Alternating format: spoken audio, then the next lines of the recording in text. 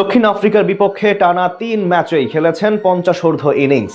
দলের জয়ে রেখেছেন বড় ভূমিকা। এবার এমনই এক তরুণ তুর্কি আসতে যাচ্ছে বাংলাদেশ ক্রিকেটে, যার আগমনে ঘুচতে পারে অধারাবাহিক ব্যাটিংয়ের ভোগান্তির চিত্র। 50-র হ্যাটট্রিক ছুঁয়ে সেই বার্তায় জানিয়ে রাখলেন এই যুবা ক্রিকেটার। ব্যাটিংয়ের পাশাপাশি বল হাতেও দুর্দান্ত তিনি। জাতীয় দলের আশার আলো হতে যাওয়া কে এই তরুণ তুর্কি, এই নিয়ে জানবো রিপোর্টে। শক্তিশালী করবে বাংলাদেশ জাতীয় দলকে। সম্প্রতি একের পর এক 50-র ইনিংস খেলে জাতীয় দলে নিজের লাল সবুজের ক্রিকেটে উদিত হলো আরো এক তরুণ তুর্কি, যার আগ্রাসী ব্যাটিং আরো শোভনী বার্তারই জানান দিচ্ছেন এই খুদে টাইগার। সাম্প্রতিক সময়ে খুব একটা ভালো অবস্থানে নেই বাংলাদেশের ক্রিকেট। নিজেদের প্রিয় ফরম্যাট ওয়ানডেতেও কাঙ্ক্ষিত সাফল্য পাচ্ছে না টিম টাইগার। একের পর এক ম্যাচ হেরে সিরিজ বিসর্জন দিতে হচ্ছে মিরাজদের। যদিও সবশেষ শ্রীলঙ্কার বিপক্ষে টি-20-র সিরিজ জিতেছে টাইগাররা। এর আগে চ্যাম্পিয়ন্স ট্রফি থেকে শুরু করে পাকিস্তান কিংবা আমিরাত সিরিজ সব জায়গাতেই ভরাডুবি দেখিয়েছে ক্রিকেটাররা। আর টাইগারদের এই সিরিজ হার কিংবা পরাজয়ের গণ্ডি থেকে বের হতে না পারার অন্যতম কারণ ব্যাটিং ব্যর্থতা। দলের টপ অর্ডার থেকে মিডল অর্ডার কোনো জায়গাতেই রানের ধারাবাহিকতা দেখাতে পারছেন না ব্যাটাররা। আজ পাকিস্তানের বিপক্ষেও ছিল একই চিত্র। ধারাবাহিকতার অভাবে একে একে বিদায় নিয়েছে টপ অর্ডার ব্যাটাররা।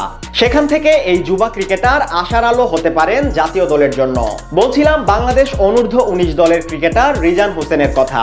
সম্প্রতি ব্যাটিং এর ধারাবাহিকতা দেখিয়ে টাইগার ব্যাটিং এর হাল ধরার আগাম ইঙ্গিত দিচ্ছেন এই যুবা ক্রিকেটার। এই মুহূর্তে সাউথ আফ্রিকার বিপক্ষে দ্বিপাক্ষিক সিরিজ খেলছে অনূর্ধ্ব-19 দলের যুবা টাইগাররা।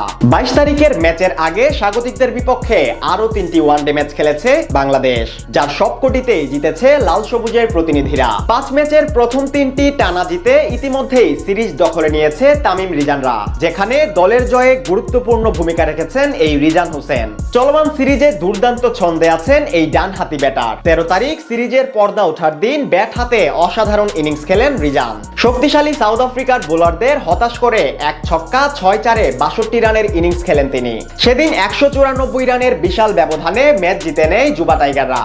আর জয় দিয়ে সিরিজ শুরুর দিনে দলের হয়ে সর্বোচ্চ ইনিংসটি ছিল রিজানেরই।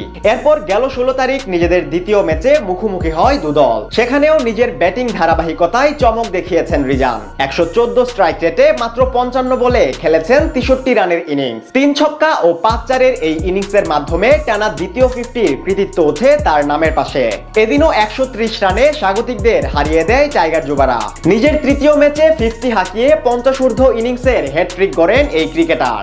মিডল অর্ডার এই ব্যাটারের ব্যাটিং ধারাবাহিকতায় জয়ের ধারাবাহিকতাতেও টানা সাফল্য পায় টিম টাইগার্স।